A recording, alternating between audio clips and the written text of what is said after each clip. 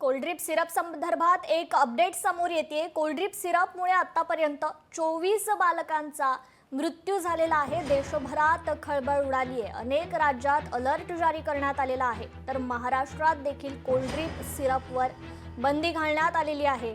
मेडिकलमध्ये याची विक्री केल्यास कारवाईचा इशारा देण्यात आलाय। जरी मध्य प्रदेशातील असली तरी आतापर्यंत एवढ्या कोणाच्या त्या पद्धतीने ते औषधी तयार केली, ते सिरप तयार केलं, बुरशीजन्य पाणी वापरलं गेलं आणि ते घाणेरड्या याच्यामध्ये ते केमिकल टाकलं गेलं आणि त्याचं सिरप तयार केला। पण यातून जे मुलांचं नुकसान झालं, मुलांचा जीव गेला। आतापर्यंत त्या मध्य प्रदेश सरकारने कडक कारवाई करून आरोपींना आत घालण्याची आवश्यकता होती। पण या सरकारची भूमिका कधीच आरोपी जर जवळचे असले तर वाचवण्याचीच राहिली आहे।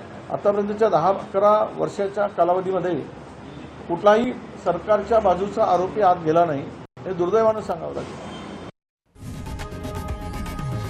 लोकशाही मराठी ऐका, पहा, जागरूक रहा।